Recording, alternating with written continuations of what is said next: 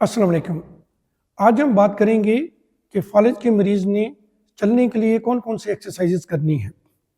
इसमें 5 एक्सरसाइजेज बहुत ज़रूरी हैं जो कि पेशेंट ने करनी है, जिससे उसकी गेट ट्रेनिंग इम्प्रूव होगी।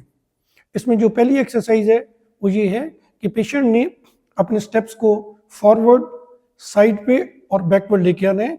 इस तरह से पेशेंट अपनी नॉर्मल स्टैंडिंग में खड़ा होगा और स्टेप को आगे लेके आ जाएगा और अपने आप को यहाँ पे बैलेंस करने की कोशिश करेगा।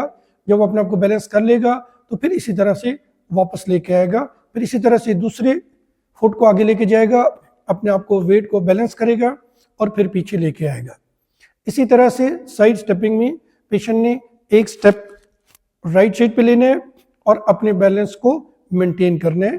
फिर इसी तरह से वो इसको वापस अपनी जगह पे लाएगा और दूसरे फुट को ये साइड स्टेप करेगा और अपने बैलेंस को मेंटेन करेगा। इसी तरह से पेशेंट ने अपने फुट को बैकवर्ड लेके जाना है और यहाँ पे अपने वेट को और बैलेंस को मेंटेन करना है। फिर इसी तरह से ये आगे लेके आएगा और फिर दूसरे फुट को पीछे लेके जाएगा और फिर इसी तरह से मेंटेन करते हुए अपना बैलेंस मेंटेन करेगा। ये पहली एक्सरसाइज है जो कि पेशेंट ने इस तरह से forward stepping, side stepping and backward stepping करनी है।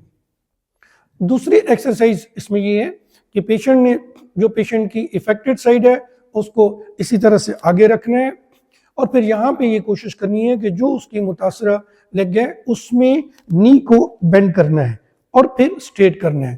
थोड़ा सा नी को बेंड करेगा और फिर स्ट्रेट करेगा, अपने आप को थोड़ा आगे लेके आएगा, थोड़ा नी को बेंड करेगा, लेकिन इतना ज़्यादा बेंड नहीं करना कि पेशेंट जो है वो नीचे की तरफ गिर जाए।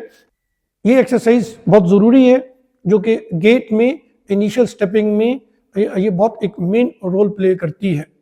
ये तीसरी एक्सरसाइज है जो कि गेट ट्रेनिंग के लिए बहुत ज़रूरी है।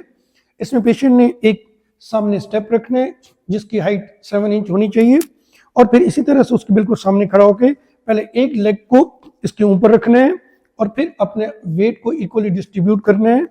फिर इसी तरह से इसको नीचे लेके आना है और फिर दूसरे फुट को इसी तरह से उस स्टेप के ऊपर रखना है। इससे पेशेंट एक तो वेट डिस्ट्रीब्यूट करेगा डिफरेंट लेग्स पे और दूसरा ये कि ये मीडियो लैटरल स्टेबिलिटी इस एक्सरसाइज से इंप्रूव होती है जो कि गेट में बहुत ज़रूरी है। चौथी एक्सरसाइज जो इसमें ज़रूरी है वो ये है कि पेशेंट ने एक स्मॉल ऑब्जेक्ट अपने सामने रखना है और फिर इस तरह से करना है कि उस स्टेप के ऊपर से गुजरने की कोशिश करनी है, यानी कि अपने स्टेप को इस तरह से लिफ्ट करना है लेग को और फिर इसी तरह से दूसरी लेग को भी, ताकि जो पेशेंट में बेसिकली एक प्रॉब्लम आती है कि वो फुट को ड्रैग करता है वो इसमें मिनिमाइज किया जा सकता है। एक स्मॉल ऑब्जेक्ट को सामने रख के अपने फुट को उससे क्लियरेंस करवाना है। ये भी बहुत ज़रूरी एक्सरसाइज है गेट ट्रेनिंग के लिए। पांचवी एक्सरसाइज बहुत ज़रूरी है लेकिन ये बहुत ही इनिशियल स्टेजेस में नहीं करनी चाहिए बल्कि लेटर स्टेजेस में पेशेंट कर सकता है।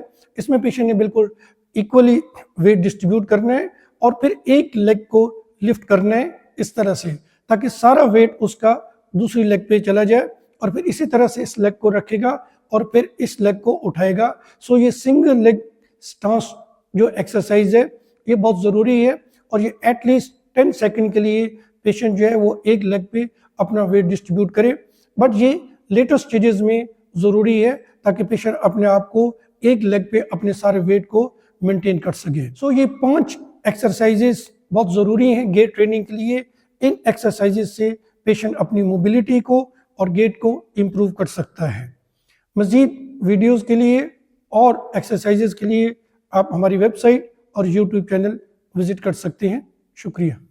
Thank you for choosing PowerStroke Rehab. Visit our website, subscribe our YouTube channel for more updates.